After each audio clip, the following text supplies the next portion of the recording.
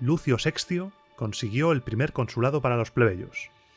La pregunta que ahora nos hacemos todos es: ¿cómo reaccionarán los patricios? ¿Cómo actuarán durante su mandato? Hoy, en Roma Eterna, seguimos el relato de la República con el primer consulado plebeyo. Nos lanzaremos a lo más profundo de un socavón que surgirá en el foro y viviremos batallas contra los galos. Presenciaremos también un combate singular y un intento de motín contra un dictador. Así que coge tus armas y provisiones, que hoy el programa viene fuerte, y comenzamos.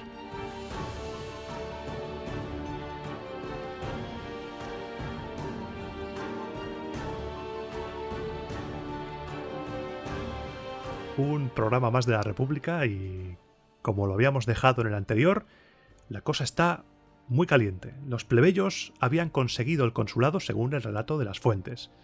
Estábamos en el año 366 y el organigrama político de Roma, según nos cuentan, sufre cambios. Tenemos al plebeyo Lucio Sextio en el consulado, con su colega Lucio Emilio Mamerco, y nacen además dos magistraturas nuevas. Esto ya lo comenté, pero vamos a ir refrescándolo. Por un lado, nace la pretura, encargada de la jurisdicción civil, que hasta ese momento había correspondido a los cónsules. Al principio, esta magistratura estaría ocupada solamente por patricios, y el primero en ocupar ese cargo sería Espurio Furio Camilo, hijo del legendario y fallecido a finales del anterior programa Marco Furio Camilo. Y por el otro, nacen también los ediles curules. Estos magistrados hacían las funciones de organización de la ciudad, organizaban los juegos, el control de aprovisionamiento de la ciudad, los mercados. Los dos primeros ediles curules serían Gneo Quincio Capitolino y Publio Cornelio Escipión. Es la primera vez, creo, que mencionamos a un Cornelio Escipión en el podcast. Y con este panorama, ¿cómo se iba a tomar el búnker patricio la llegada de un homo novus, de un plebeyo sin historia y sin experiencia al consulado, a la magistratura más alta del estado? Pues mal. No te voy a engañar. El primer consulado plebeyo fue frío, congelado. Todas las decisiones se aplazaban intencionadamente con el objetivo de no gestionar nada a través de un cónsul plebeyo. La política romana estuvo completamente parada, como si se hubieran suspendido los asuntos públicos. Se quería dejar pasar el año para sacar de ahí al intruso. Se veía entre ese búnker conservador como una anomalía que Sextio estuviera allí. Las cosas se pararon hasta el extremo de que a principios de año corría el rumor de que los galos, que estaban, si te acuerdas, dispersos por Apulia, se estaban reagrupando y que los hérnicos, por su parte, estaban preparándose para liarla. Pero no se hizo absolutamente nada. Se dejó pasar el tiempo. Se le hizo el vacío al primer cónsul plebeyo. Es algo que dices, madre mía, pero haced algo. No quieren hacer nada, no quieren darle legitimidad a ese cargo. Pero poco a poco tendrán que tragar, y digo tragar mientras hago el gesto de tragar, porque la política romana no se podía quedar parada, y más con la que se le venía encima a los romanos. Al año siguiente, en el 365, volvió a azotar uno de los males más frecuentes de la antigüedad, la epidemia. Esta epidemia se llevó por delante a muchísima gente, de todas las clases sociales, a un censor, a un edil curul, a 3 tribunos de la plebe, a mucha gente, y entre esa gente, como ya te dije al final del programa anterior, cayó Marco Furio Camilo. Se iba una leyenda por culpa de una enfermedad que estaría presente en la vida de los romanos durante algunos años, esa enfermedad. Al año siguiente todavía estaba. En el 364 todavía seguía la enfermedad, y para intentar conseguir la paz con los dioses y que éstos dejasen en paz a los mortales, se celebró el tercer Lectisternium, desde la fundación de Roma. Para refrescarte la memoria, por si es la primera vez que escuchas Roma Eterna y estás pensando, ¿qué está diciendo el loco este? De Lectisternium, ¿qué es eso? Pues un Lectisternium era un banquete, así en resumen. Este Lectisternium solía ser prescrito por los libros civilinos, y eran una ceremonia propiciatoria de carácter público. Consultaban los libros y decían, hey, hace falta hacer este banquete para poder restablecer la Pax Deorum. Y en este banquete participaba todo el pueblo romano, y en él se invitaba a uno o varios dioses extranjeros, generalmente de origen griego, que asistían representados por sus estatuas porque a ellos nunca les iba bien. A los dioses pues tenían compromisos y no iban a los banquetes. Las estatuas se recostaban en lechos y eran distribuidas por parejas. La primera vez que te hablé de esto fue en el año 399, hace unos cuantos programas, después de que ese año la peste matara a una cantidad enorme de ganado. Esto se hacía para intentar apaciguar a los dioses y reconciliarse con ellos, pero parece ser que la comida no era del agrado de los dioses y la epidemia continuó. Se intentó todo. Cuentan que hasta se hicieron representaciones teatrales, algo novedoso en Roma. Hablaremos del teatro romano en otro programa, tiene un programa propio, el teatro romano. Ahora quedémonos con que las fuentes sitúan en este momento las primeras representaciones, con bailes al estilo etrusco, llevadas a cabo por los histriones, de donde proviene nuestro adjetivo histriónico, que seguro que has escuchado alguna vez, una persona que es así exagerada en su actuación, en sus gestos. Pero tampoco funcionó, ni banquete, ni teatrillo, nada. ¿Acaso los dioses han abandonado a Roma? Lejos de arreglarse, la situación empeoró. Igual es que la comida era mala, las representaciones eran un poco mierder, porque, aparte de la epidemia, el Tíber se desbordó, interrumpiendo los juegos y provocando un pánico enorme. Esto se interpretó como que los dioses estaban profundamente disgustados por la forma de intentar aplacarlos. Los dioses estaban enfadados y todavía estaban más cabreados aún por la forma en la cual se les estaba intentando convencer para hacer las paces. Y así, en este ambiente de pánico general, llegamos al año 363. Los ciudadanos están desesperados. Los dioses les están infligiendo, ellos creen que un castigo durísimo, y buscan formas de poder expiar las faltas para poder librarse de la epidemia que está asolando Roma. Y en ese momento los más ancianos recuerdan que hacía mucho tiempo, en los albores de la ciudad de las 7 colinas, un dictador había contenido una epidemia clavando un clavo. Un clavo. De esto ya te hablé y ahora estoy tirando de memoria en el primer programa de la República, del que ha llovido muchísimo, pero desde el que tampoco hemos avanzado cronológicamente tanto como nos pensamos. De esto hace apenas 150 años. En ese programa hacía mención a una supuesta manera en la que podíamos datar la fundación de la República. El clavus annalis, que no significa lo que estás pensando, era un clavo de bronce que los más altos cargos del Estado, pretores, cónsules o bien dictadores, fijaban todos los idus de septiembre, el día 13, en el lado derecho del altar del templo de Júpiter Capitolino para señalar el número de años que iban pasando. Se clavaba precisamente ese día porque era el aniversario de la dedicación del templo. Entonces, tantos clavos, tantos años han pasado desde la dedicación de ese templo. ¿Y por qué precisamente en el lado derecho? Porque ese lado daba al santuario de Minerva, y según las fuentes los números eran una invención suya, así que por eso se hacía en ese lado. Nos cuentan también que los etruscos hacían algo parecido. En la ciudad de Bolsini, la actual Bolsena, se clavaban también clavos indicando el número de años en el santuario de Nortia, la diosa etrusca del destino y la fortuna, una diosa que los romanos acabarían asimilando con la diosa Fortuna. Lo que sucedió aquí es que en el siglo IV la escritura había hecho inútil la ceremonia del clavo para llevar la cuenta de los años. Tito Livio nos dice que hay una ley escrita con letras y palabras arcaicas que regula que sea el pretor supremo quien lo clave y que al haberse perdido esa costumbre, ese era el motivo por el que los dioses estaban furiosos con Roma, por haberse perdido las tradiciones, otra vez apelando a la pérdida de esa tradición ancestral. El primero que llevó a cabo la ceremonia de clavar el clavo fue el cónsul Marco Horacio, al año siguiente de la expulsión de los reyes, un año muy movido. Posteriormente, esta ceremonia pasó de los cónsules a los dictadores porque su poder era mayor y por consiguiente su influencia con los dioses sería mayor. Tiene lógica. Y en esta ocasión, en el año en el que nos encontramos, se decidió elegir a un dictador con el único fin de celebrar esta ceremonia. El dictator elegido Clavi Figendi Causa para fijar el clavo fue Lucio Manlio Imperioso. Para entender el posible sentido de esta ceremonia de fijar un clavo, tenemos que pensar en lo que es un clavo y en lo que hace. Un clavo sujeta. Un clavo fija estructuras. Es un talismán capaz de fijar los males que estaban azotando Roma en ese momento de epidemia. El clavo es estabilidad, cierra y protege contra lo externo, que en este caso es malo. Ese rito de clavar el clavo busca inmovilizar la fatalidad. Durante la historia de Roma veremos en más ocasiones este nombramiento de un dictador para fijar el clavo, invocando a esa antigua ley de la que habla Tito Livio, la lex de clavo pangendo, pero a lo largo de la República se irá perdiendo esta costumbre. Luego Augusto intentó restaurarla, pero ya veremos que tuvo éxito relativo.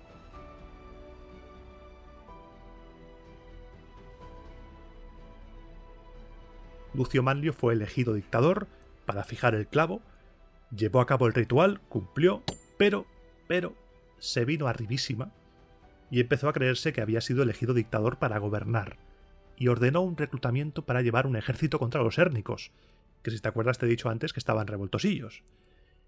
Ese reclutamiento fue rechazado por la gente, que decían, oiga, ¿usted quién es? Usted solo ha sido elegido dictador para fijar el clavo. No tienes más poder, tienes que dimitir.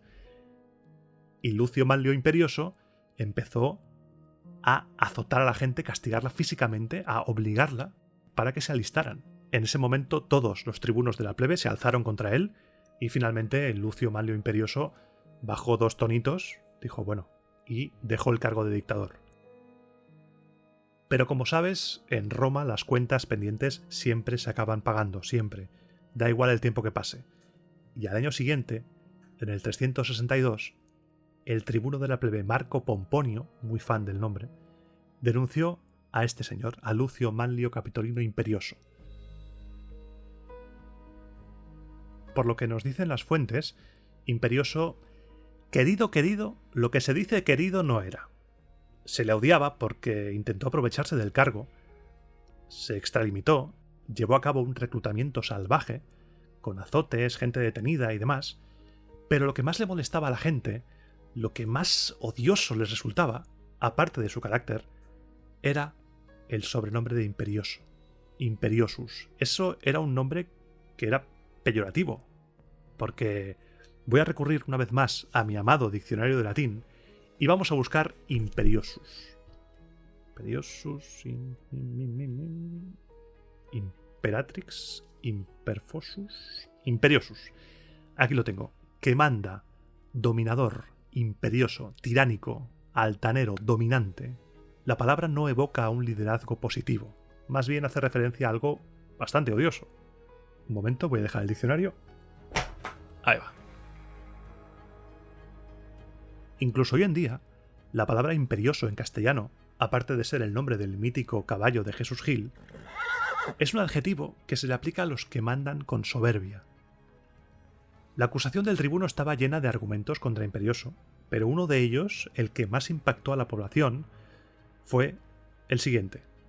Marco Pomponio, agárrate, acusaba a Imperioso de haber condenado al destierro a su propio hijo, un chaval joven, fuerte, que no había hecho nada y que se vio obligado a vivir fuera de la ciudad, lejos de su casa, de sus penates, del foro, de la luz, y cuentan que lo había condenado al ergástulo.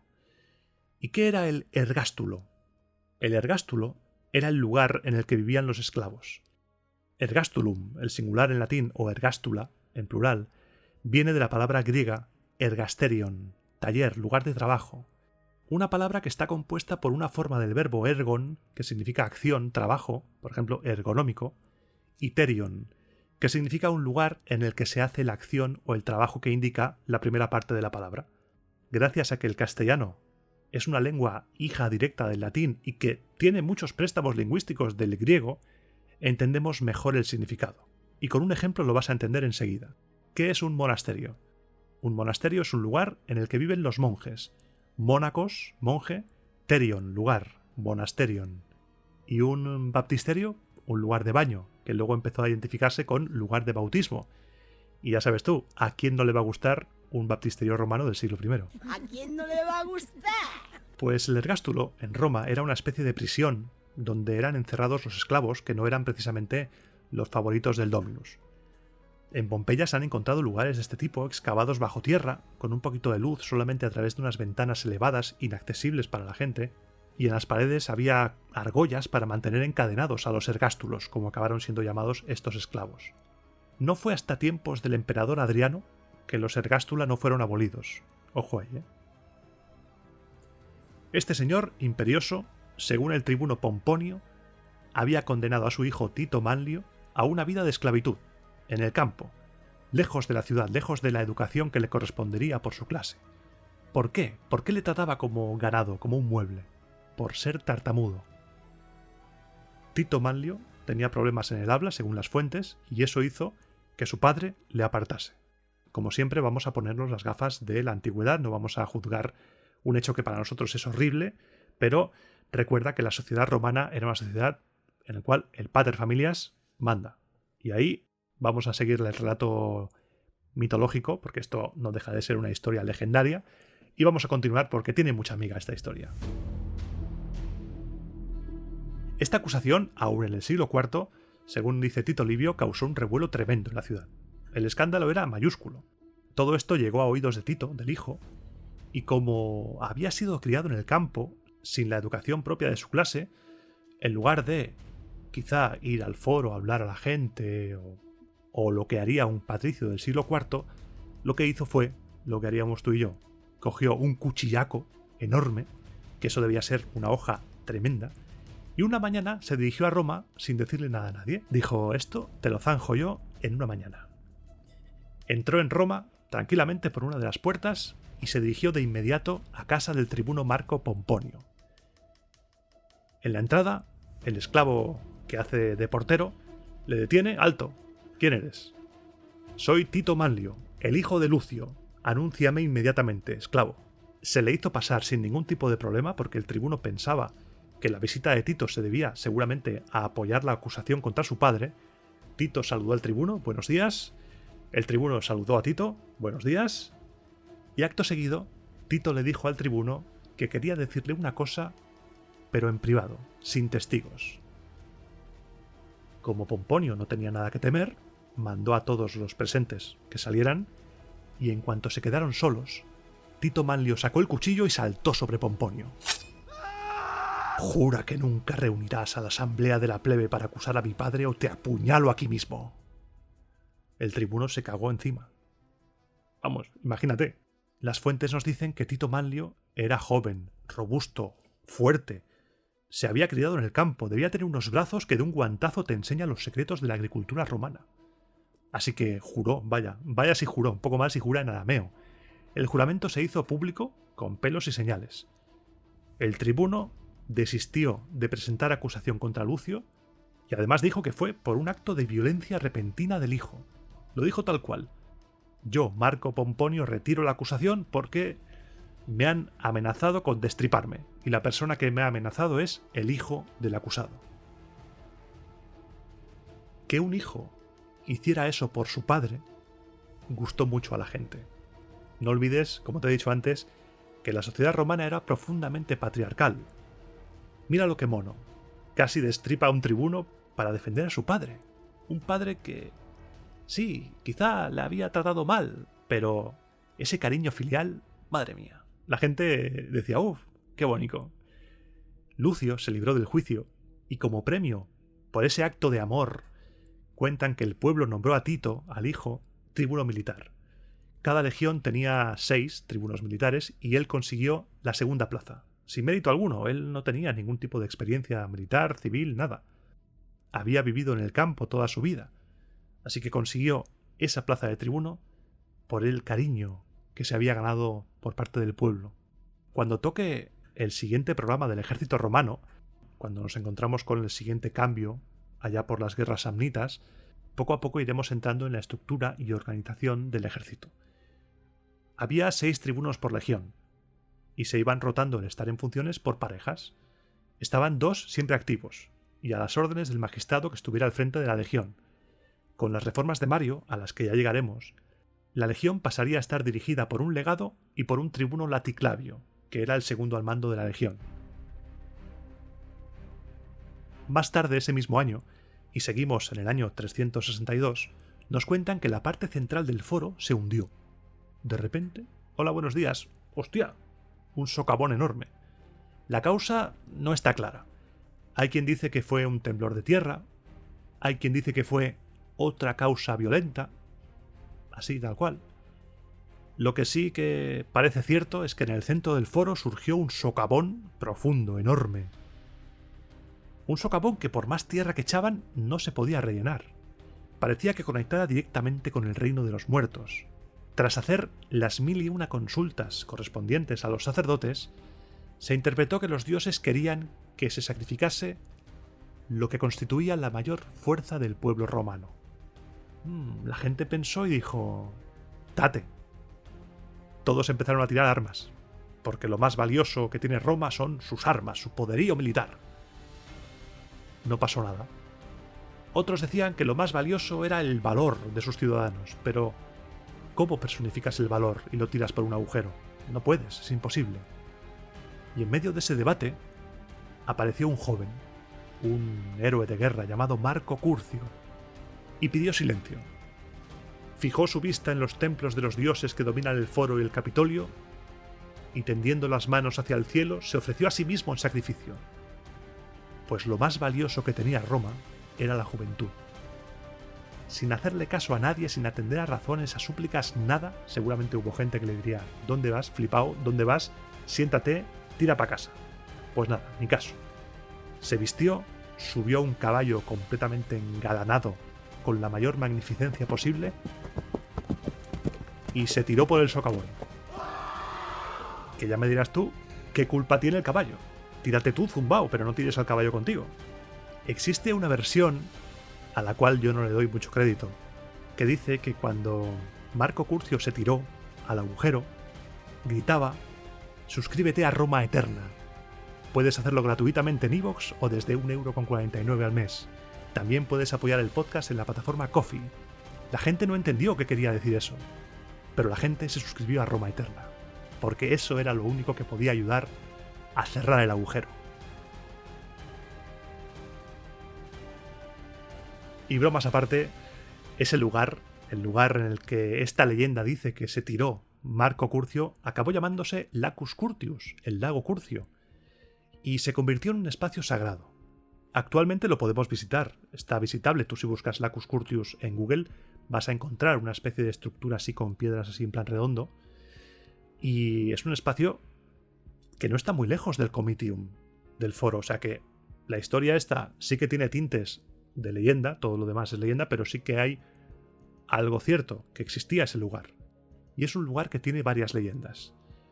Para recordar la primera versión, que ya te la conté, tenemos que remontarnos al programa de la vida de Rómulo, en el que en plena guerra entre Roma y los sabinos, por cierta fiesta que acabó en secuestro multitudinario, Metio Curcio, jefe sabino, se adentró en ese terreno, que según dicen en aquella época era un pantano, y se ahogó.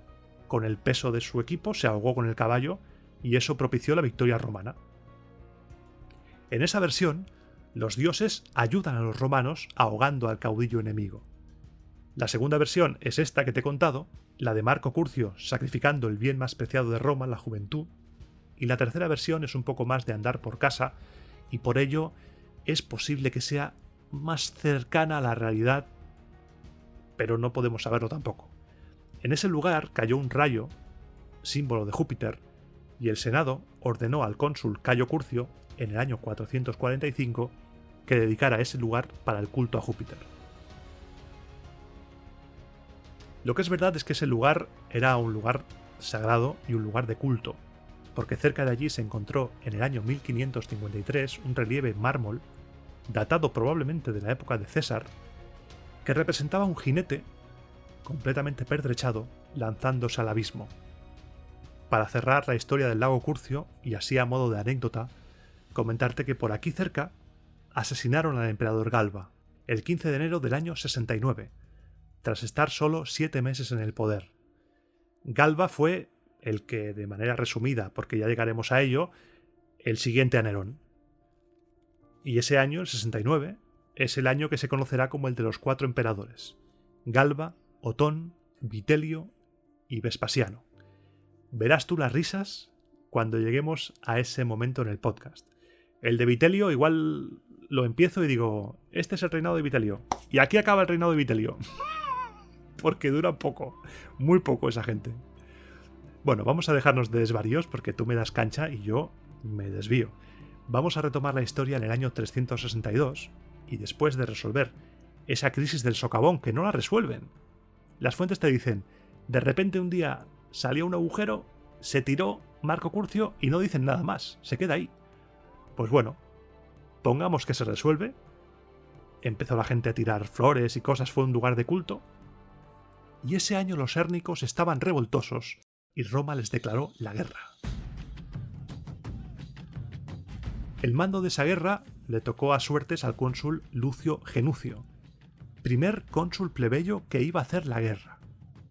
Genucio marchó a toda prisa, estaba encantado de la vida, marchó corriendo a enfrentarse contra los hérnicos, pero ¡ay! Ya es mala suerte, ¿eh? Cayó en una emboscada, sus tropas fueron derrotadas y el cónsul cayó asesinado en combate. Y como diría Borja Pérez, toma la liada. Cuando llegó la noticia a Roma, los patricios más conservadores gritaron, pero vamos, con el pecho inflado, os lo dijimos. Dejar el mando a un plebeyo era una cagada. ¿Cómo se os ocurre, insensatos? ¿Cómo se os ocurre? ¿Veis? ¿Veis lo que ha pasado? Todos muertos, todos muertos. Apio Claudio, que ya en el programa anterior se había negado en rotundo a que hubiera cónsules plebeyos, fue nombrado dictador y los romanos vencieron rápidamente a los hérnicos. Todo siguió tranquilamente porque la acción no para en este programa. Vamos a entrar ahora mismo en unos años en los cuales los galos van a estar por ahí dando un poco por saco. Al año siguiente, en el 361, se volvió a nombrar otro dictador, en esta ocasión fue Tito Quincio Peno, porque los galos estaban causando problemas en la zona. Y me voy a detener un poco aquí, porque como ya te he dicho alguna vez, yo intento que todos los programas tengan al menos un evento remarcable. Un evento que sea el protagonista del programa. Y el de hoy viene ahora mismo. El dictador reunió un ejército enorme, ya que prestó juramento militar a todos los ciudadanos, salió de Roma y acampó en la ribera del lado romano del río Anio. El río Anio tenía un puente que cruzaba al otro lado, a la otra orilla, y en la otra orilla estaban los galos. Ambos bandos intentaban hacerse con el control del puente, pero la cosa estaba muy igualada. No había un vencedor claro y ninguno de los dos bandos quería destruir el puente.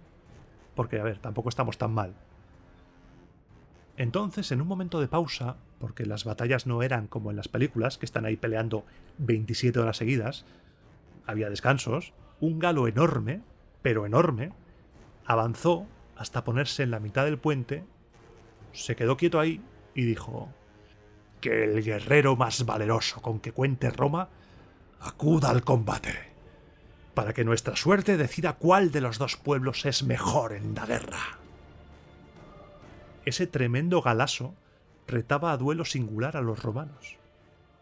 Entre las filas romanas, miradas, silencio.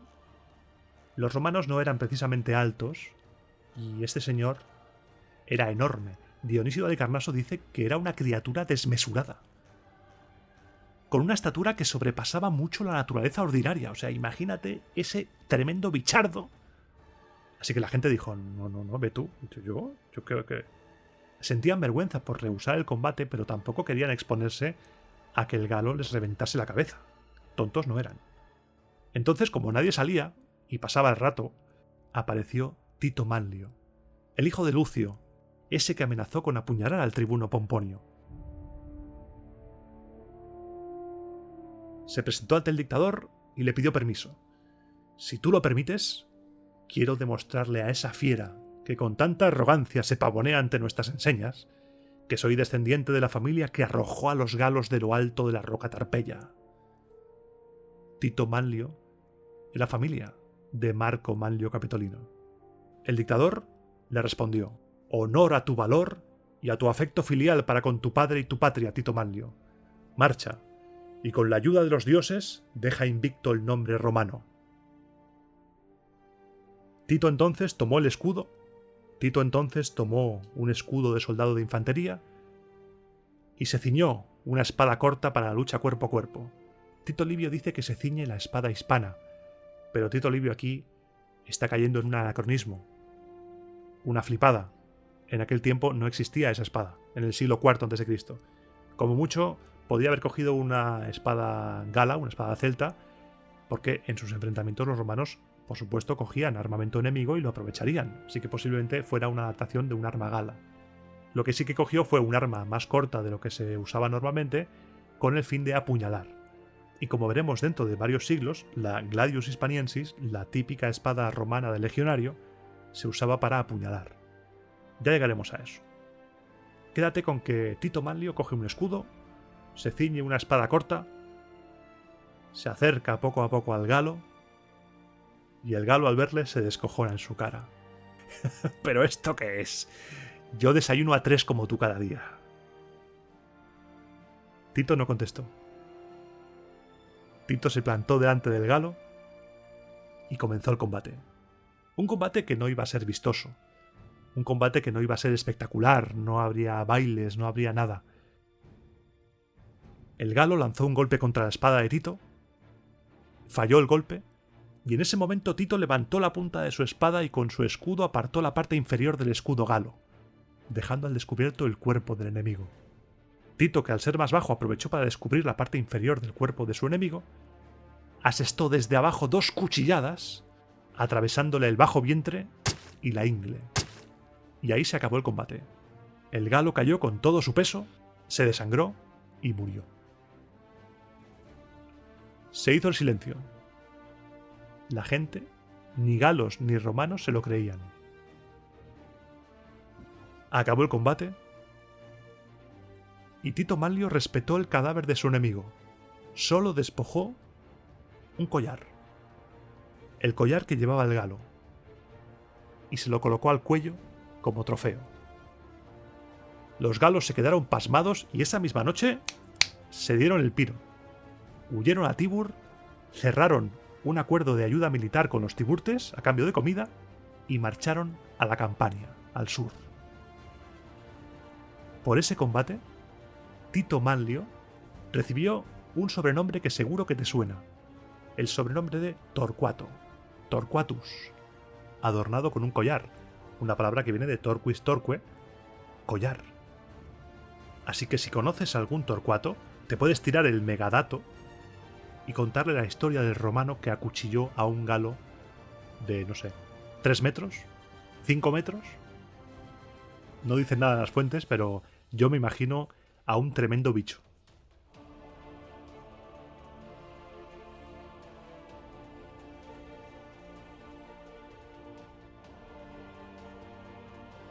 El sobrenombre de Torquatus se le va a quedar ya para siempre, y pasará de generación en generación.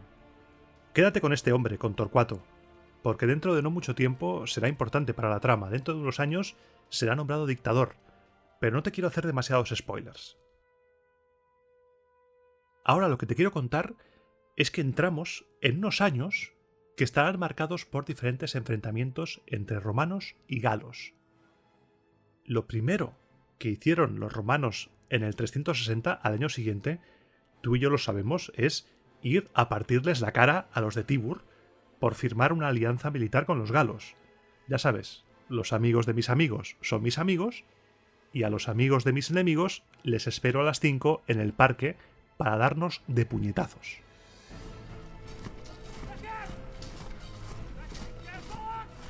Y la jugada es la siguiente. Los romanos, comandados por el cónsul Gayo Petelio Balbo, atacan a los tiburtes y su colega Marco Fabio Ambusto, mientras tanto, guerrea contra los hérnicos, porque también seguían dando la vara. Y mientras los dos cónsules están ocupados en la guerra, los galos volvieron de la Campania y empezaron a arrasar todos los campos a su paso. El Senado, visto que hacía falta alguien que pudiera echar una mano, nombró dictador a Quinto Servilio Ahala para hacer frente a los galos. Reclutó, según dicen, todo lo que pudo, y no muy lejos de la Puerta Colina, hizo retroceder a los galos. Otra vez los galos cerca de las murallas.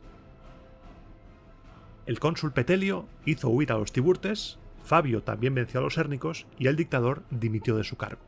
Al cónsul Petelio se le concedió un triunfo doble por su victoria contra los galos, a los que pilló huyendo del dictador Quinto Servilio, y por su victoria contra los tiburtes, a los que hizo refugiarse en su ciudad. Los tiburtes, al enterarse de que se le había concedido un triunfo a ese señor por la victoria sobre ellos, se descojonaron vivos. ¿Triunfo de qué? Romanos, ¿triunfo de qué? Si no nos habéis derrotado en campo abierto, en batalla. Ha sido una simple escaramuza. ¿Esas son las hazañas que los romanos creen merecedoras de un triunfo? Recuerda, el Lacio, parking de discoteca marronera. Aquí van a navaja. Yo me imagino a los de Tibur diciendo, sois unos payasos. Unos payasos es lo que sois.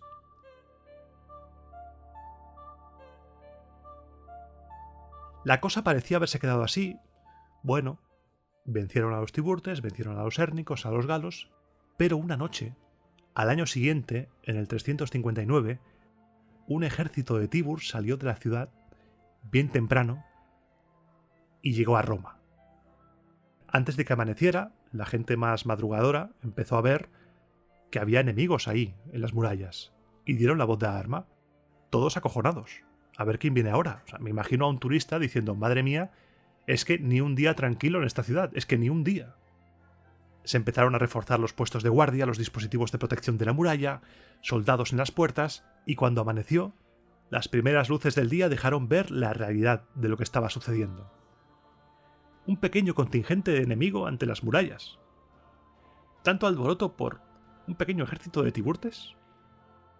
Los cónsules de ese año, Marco Pompilio y Gneo Manlio, salieron cada uno por una puerta, atacaron por los lados a las fuerzas de Tibur y los hicieron huir enseguida. Y así llegamos al último año que analizaremos en el programa de hoy, el año 358. Ese año los rumores de un nuevo enfrentamiento contra los galos iban tomando forma. Si te fijas, hemos cambiado los volscos y los ecuos por los galos. Por suerte, los latinos, que también estaban revoltosillos años atrás, pidieron la paz con Roma, y eso hizo que un gran contingente de tropas latinas se uniera a las fuerzas romanas. Mientras tanto, los galos se habían establecido no muy lejos de la ciudad de Praeneste, y se nombró dictador a Cayo Sulpicio, que nombró como jefe de caballería a Marco Valerio.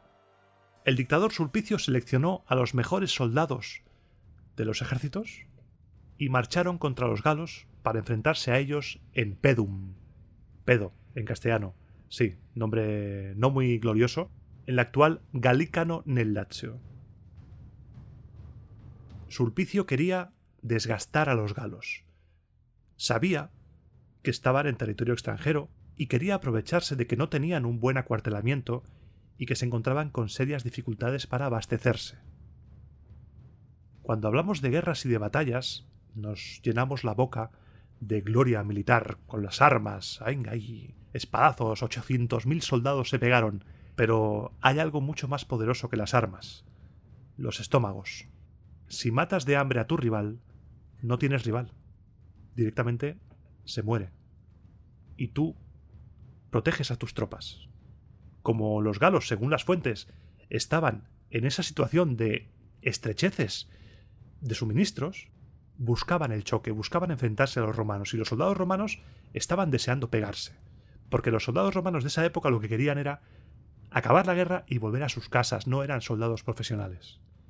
Pero Cayo Sulpicio no quería arriesgarse a perder ni un solo hombre ante un enemigo que cada día que pasaba era más débil.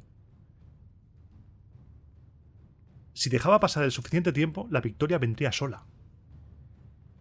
Y el dictador lo que hacía era dar largas a los soldados. No os preocupéis, ya pelearemos, ya pelearemos. Quien se atreva a combatir sin recibir una orden mía va a flipar. Anunció castigos muy severos para todo aquel que se saltase sus órdenes. Esta situación ya la hemos visto. El ambiente en el campamento se va agriando, el ejército se va poniendo de culo contra el dictador. Primero, silencio tenso. Ok, acatamos las órdenes. Después, comentarios y cuchicheos. Los soldados entre ellos. Pues mira, el dictador madre mía, estamos aquí perdiendo el tiempo. De ahí a criticar abiertamente al dictador y a todos los senadores. Los soldados creían que Sulpicio lo único que quería era calentar la silla para disfrutar de un triunfo gratis, free, sin tener que luchar. Esperaba que la victoria le llegara volando a sus brazos. Eso era lo que pensaban los soldados. Y con el paso de los días la situación se volvió insostenible. Los soldados directamente increpaban al dictador. Si no salimos a luchar, nos vamos a Roma. Para estar aquí haciendo el tonto, me voy a mi casa, Sulpicio. No eran profesionales. Era gente que estaba ahí obligada, querían irse a sus casas. Como en todo movimiento de este tipo, los soldados eligieron a un líder, a un portavoz, a un hombre que se llamaba Sexto Tulio. Le nombraron portavoz de todo el descontento del ejército. Tulio, al fin y al cabo, era una auténtica celebridad en esa época. Cuentan que fue 7 veces primipilum, primer centurión, y que no había nadie en la infantería romana más célebre por sus hazañas en ese momento. Era como el Sicio Dentato de su época. Tulio, a la cabeza de una columna de soldados, un buen día se acercó a la tribuna del general y le habló directamente a Sulpicio.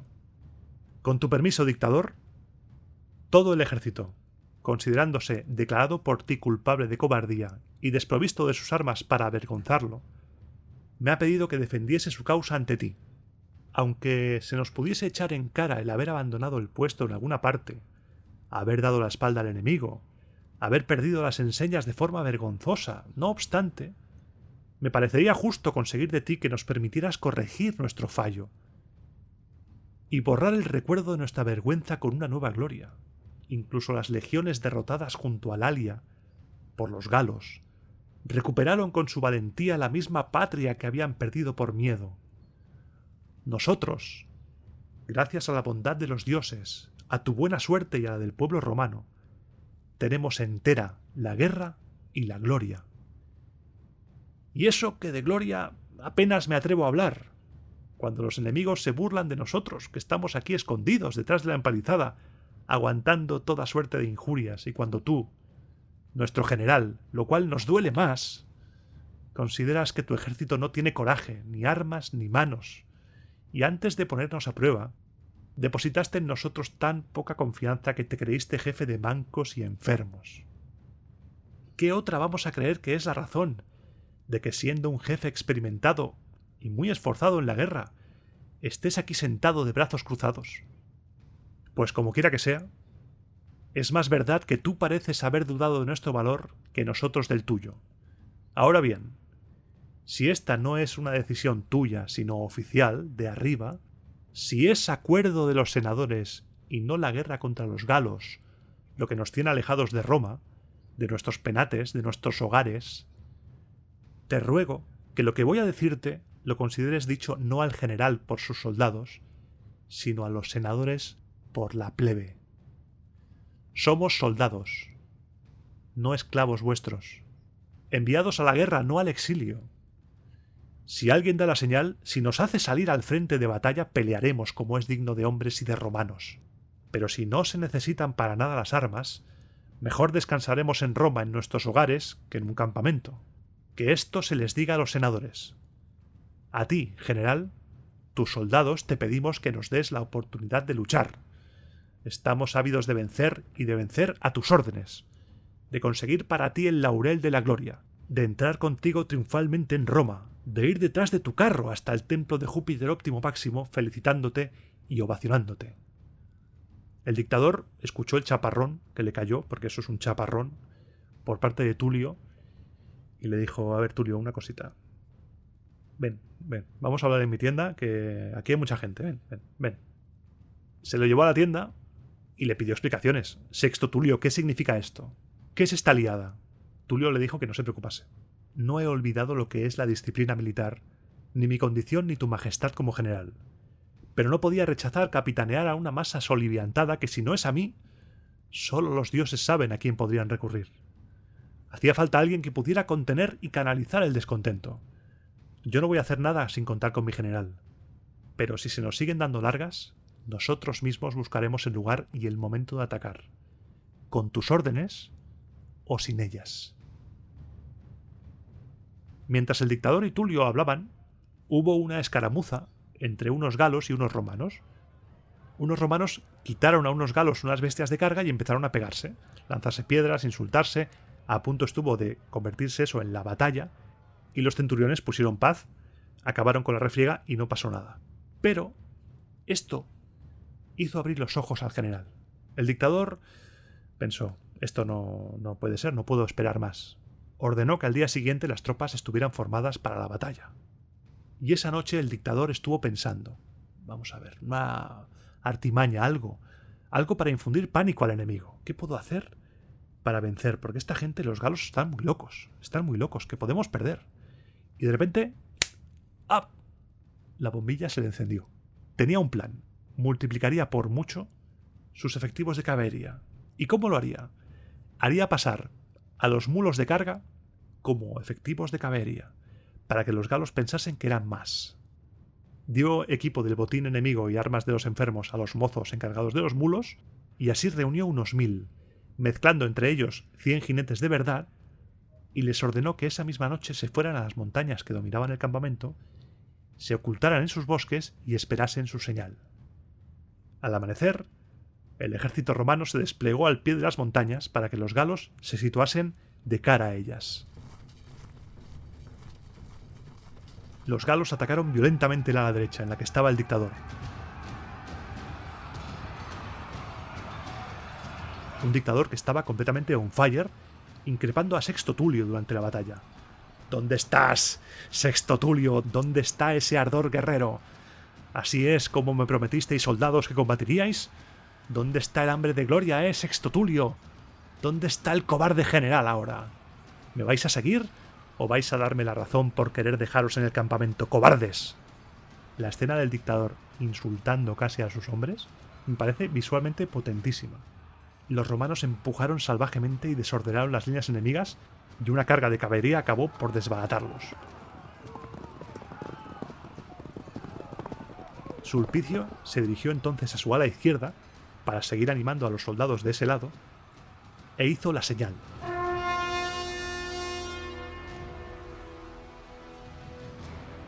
La caballería fake, que estaba en el monte, cargó hacia el campamento galo, y los galos, al verlo, intentaron huir hacia allí.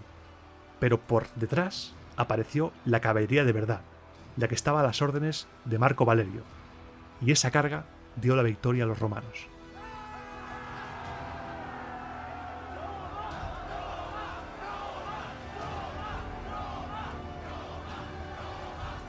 Despojó un peso bastante considerable en oro, y ese oro lo consagró en el Capitolio. Y con esta victoria sobre los galos, en el año 358, acaba el programa de hoy. Según las fuentes, después de Marco Fulio Camilo, nadie consiguió un triunfo sobre los galos tan esplendoroso como el que ese día consiguió el dictador Cayo Sulpicio.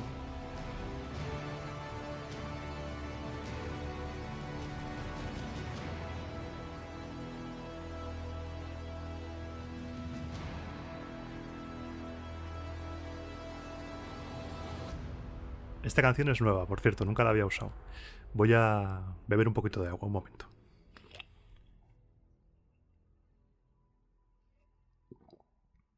Así hidrato un poco la garganta.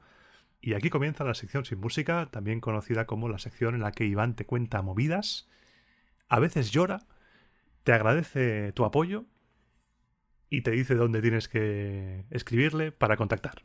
Y también la sección en la que te hago un resumen, un comentario, un postpartido del programa. Y me ha gustado mucho este programa porque tiene escenas muy potentes. Lo del puente, con Tito Manlio dándole 2 puñaladas a un galo enorme, esa figura, esa escena, la vamos a ver a lo largo de la historia en diferentes relatos y diferentes culturas, e incluso hoy en día se ve ese tipo de enfrentamientos, combates singulares.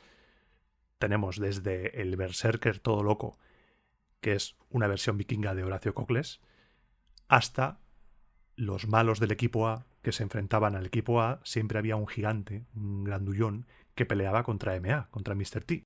Son escenas que ahora mismo se están empezando a gestar, normalmente como copia de otros relatos anteriores, griegos o de otras culturas, pero que aquí se vertebran con la historia de Roma. Una historia que todavía es principalmente legendaria, pero no por ello menos entretenida, porque está genial. Y después del postpartido, lo primero es agradecerte tu apoyo, agradecer que estés ahí, un programa más. Muchas gracias. Independientemente de lo que estés haciendo, estés en la cama, estés conduciendo, estés haciendo deporte, limpiando, muchas gracias por estar ahí, un programa más. Juntos estamos haciendo que Roma Eterna dure, 51 programas llevamos ya, esto es una locura. Cuando empecé a documentarme para el primer programa, el del viaje de Eneas, jamás imaginé que iba a durar tanto. Estoy alucinando todavía y esos nervios de la primera vez de cuando subí el primer programa todavía están y es algo que me llena, me llena. Gracias, gracias por permitirme continuar haciendo esto.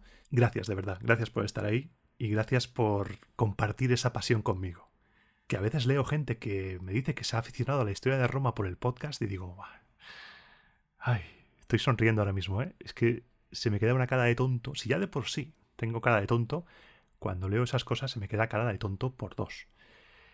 Y esta sección la traigo cargadita, porque es de bien nacido ser agradecido y tengo que dar las gracias a los compañeros de la editorial Ariel del Grupo Planeta porque me enviaron el otro día el libro de Fermín Bocos, Zeus y familia, dioses, héroes y templos. Un libro que he empezado a leer y me está gustando mucho porque es un estilo, el que tiene Fermín, es un estilo muy parecido al del podcast. Humor y divulgación. Una divulgación seria, una divulgación con suquito, con jugo, que haya un trabajo de documentación detrás, y ambas cosas unidas, humor y divulgación seria, es una maravilla. A mí me flipa ese estilo. Y en este libro lo consigue. Y hablando de autores, hablando de libros, ¿te acuerdas de la entrevista a Gonzalo Fontana? El programa en el cual hablamos sobre su libro Subluque Maligna y estuvimos hablando sobre el mundo sobrenatural romano y demás. En esa entrevista, en esa charla, más que entrevista, fue una charla, le pregunté qué proyectos tenía entre manos y nos dijo que estaba enfrascado en un proyecto de análisis riguroso de los evangelios.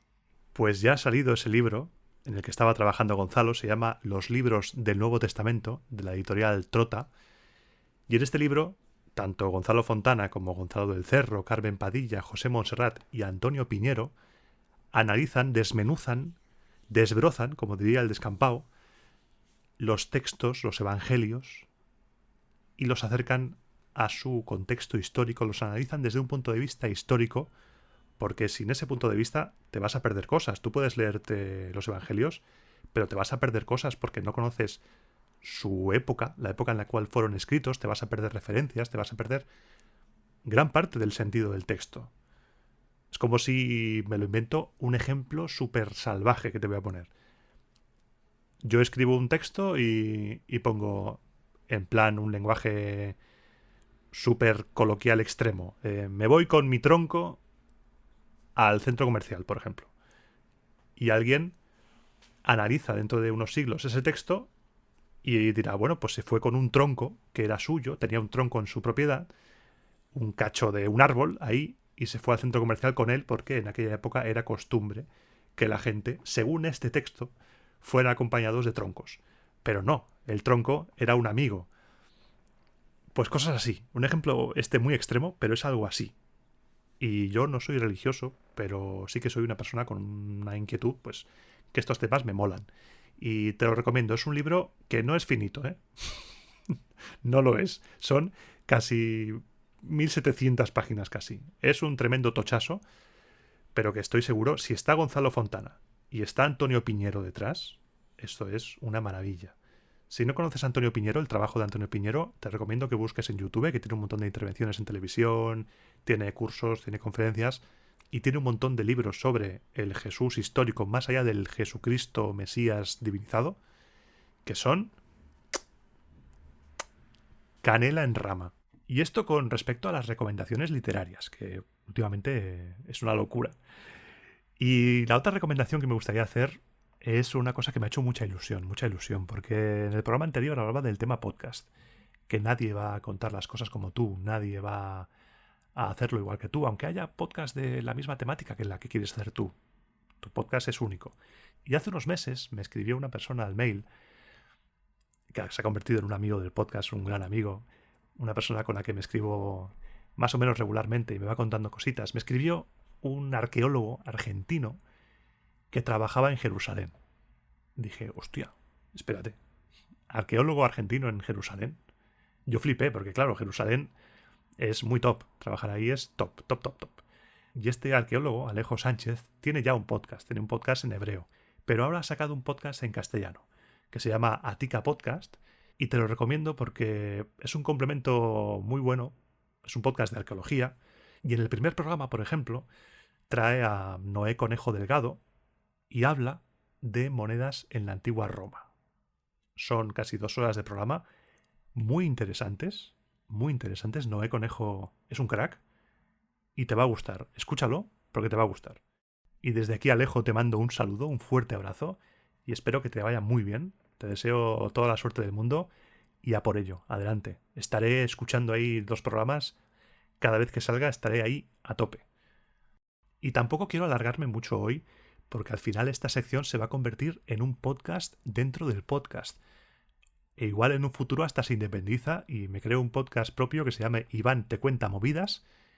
Y yo aquí hablando durante 1 hora de cositas así, no sé, igual hasta lo escuchas y todo. Pero ya no quiero alargarme mucho más. Lo que quiero contarte es lo que va a pasar en los próximos programas en Roma Eterna. Vamos a aparcar durante un programa o 2 la República, vamos a dejarla en barbecho, y lo que te comentaba en el programa anterior del calendario lo voy a hacer realidad. Voy a empezar para el siguiente programa a hacer una recopilación de las festividades en el calendario romano durante todo el año. Vamos a hacer un repaso mes a mes de las festividades que había. Igual dura un programa, igual dura 2. Si dura 2, pues 2 programas. Esa será la pausa para el siguiente programa de la República. Así que dentro de 15 días no habrá República, sino que habrá calendario romano. Prepárate, porque las festividades romanas algunas son súper locas a los ojos de las personas de nuestro tiempo. Y por último, recordarte las vías por las que puedes ponerte en contacto conmigo si quisieras escribirme. Puedes escribirme un comentario aquí abajo en el audio, puedes enviarme un mail a romaaeternapodcast@gmail.com, puedes encontrarme en redes sociales, en Twitter, @romaeternafm o en Instagram, romaeternapodcast, y para lo que quieras estoy a tu entera disposición. Igual tardo un par de días en contestar, pero yo intento contestar a todo el mundo. Y si tardo, perdón, pero entre el trabajo, el podcast y todo, yo me lo paso muy bien, pero es muy cansado, ¿eh? Es cansado el podcast, no te voy a engañar. Este es un espacio de sinceridad y cuando hablo de que vamos a hacer un programa, lo digo en plural, pero soy yo, pero lo digo en plural porque tú también formas parte de esto. Es un equipo. Yo hago el programa, tú lo escuchas y juntos hemos hecho algo guay, algo grande. Y eso es lo más bonito del mundo, que estés ahí para escucharlo. Soy el cocinero que cocina un programa con todo su amor para que tú te lo comas, se te llene la barriga de amor romano y digas, hostia, qué bien he comido. Menuda siesta me voy a pegar ahora. Bueno, algunos se duermen la siesta mientras comen, Andreu? Pero otros aguantan hasta el final. Y ahora sí, sin más, llega el peor momento del programa, el momento de despedirse, porque si no nos vamos a alargar demasiado. Y todos sabemos que cuando alguien va a tu casa y no acaba de irse y se alarga la visita, al final se hace incómodo. Así que vamos a irnos por todo lo alto y te espero. Dentro de 15 días pasaré lista para hablar del calendario romano en el próximo programa de Roma a Eterna.